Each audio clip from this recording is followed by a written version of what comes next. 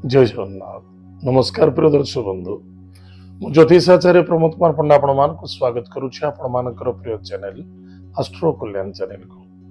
प्रिय दर्शक बंधु, जो व्यक्ति मन चैनल को देखुछन्ती सब्सक्राइब करिनांती सब्सक्राइब करंतु, लाइक करंतु, अधिक अधिक शेयर करंतु। एबे आसंतु जानिमा चंद्र ग्रहण, राहुग्रस्त पूर्णग्रास चंद्र ग्रहण क्यों दिवस रे 7 सेप्टेम्बर 2025 मसीह ताले मास हिंदू मास अनुसार भाद्र मास शुक्ल पक्ष पूर्णिमा तिथि शतभिषा नक्षत्र रात्र 9:40 एंड 17 पर्यंत भोग तत्पश्चात पूर्व भाद्रपदा नक्षत्र रे चंद्र ग्रहण भोग हम। किंतु चंद्र ग्रहण क्यों दिवस रोचे ना रविवार होचे, ध्यान देवे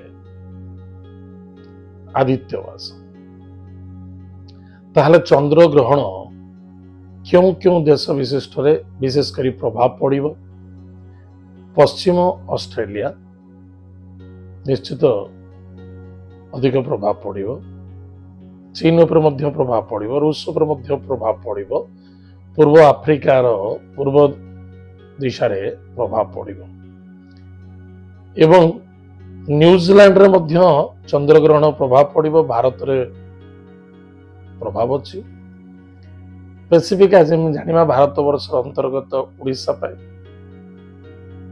एवं भारत समग्र भारत रे मध्य चंद्र ग्रहण लागिबो। समय लैटिट्यूड लंगिट्यूड रो डिफरेंस को नेटिक समय स्थिति करा जाए स्पेसिफिक उड़ीसा पाए आमे जानिबा। रविवार माने 7 सेप्टेम्बर मध्याह्न 12:57 ठारू पक्व त्याग करने को पड़ो। खाद्य पानीय भोजन जोटा अच्छी रोषेबास सब त्याग करिया पड़िबो। इवन रात्र 1:27 पर्यंत रात्र 1:27 पर तापर आपण गाधुआ पधुआ करिवे, किंतु ब्रह्म मुहूर्त रे करबा आवश्यकता जे अर्धरात्र काल रात्र करबा उचित नहे। किंतु चंद्र ग्रहण लागिबो क्यों समय? हमें पक्व त्याग तो जानिले 12:57 मध्याह्न 12:57 ठारू रात्र 1:27 पर्यंत पक्व त्याग करने को पड़ेगा। एतद व्यतीत चंद्र ग्रहण लागिबो केतेबेले छाड़िबो केतेबेले? चंद्र ग्रहण रात्र 9:57 ठारू प्रारंभ हबो एवं 12:23 पर्यंत चंद्र ग्रहण देखा दबो।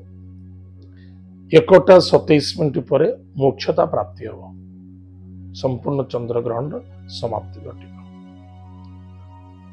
ताहले चंद्र ग्रहण मध्य जो माने रोगी अच्छंती, छोट छुआ अच्छंती, जरा अवस्था अच्छंती, वृद्ध अवस्था अच्छंती, आपण खाद्य पानीय भोजन ग्रहण करंतु, किंतु मन रखिथिबा दरकार रोषेबास अग्नि संयोग करने उचित नुहे, कारण अग्नि चंद्रमांकर हेले शत्रु। से निमित्त विशेषकर चूली जालिबा उचित नुहे। जो व्यक्ति घरे चूली जालुचंती जानचंती न जानचंती तो निश्चित रूप से समस्या दुख एवं कष्ट देखा दब, टे सावधान रहा बहुत आवश्यकता है। एतद व्यतीत चंद्र ग्रहण क्यों क्यों राशि विशिष्ट व्यक्ति मान कौन फलाफल अच्छे निश्चित रूप से नेक्स्ट एपिसोड में आपको जनइबी, किंतु मन रखिथिबा दरकार चंद्र ग्रहण को राशि विशिष्ट व्यक्ति मानक पे दर्शन कले लाभ अच्छी एवं दर्शन करने को वर्जित। मेष राशि, वृष राशि, मिथुन राशि, सिंह राशि, कन्या राशि, तुला, मकर और कुंभ राशि ये व्यक्ति मानक पाई चंद्र ग्रहण दर्शन सौभाग्यता एवं विशेषकर मीन राशि, धनु राशि, बिछा राशि एवं कर्कट राशि व्यक्ति मानक भावी चिंती दर्शन करने आवश्यकता। ताहले प्रिय दर्शक बंधु आम निश्चित रूप से जानिले चंद्रग्रहण समय भी जानले चंद्रग्रहण क्यों समय लगे क्यों समय छाड़िबो एवं मन रखि दरकार जो चंद्रग्रहण सरीजीव ब्रह्म मुहूर्त स्नान करेंगे कौन सी पूर्ण तीर्थ जल स्नान करते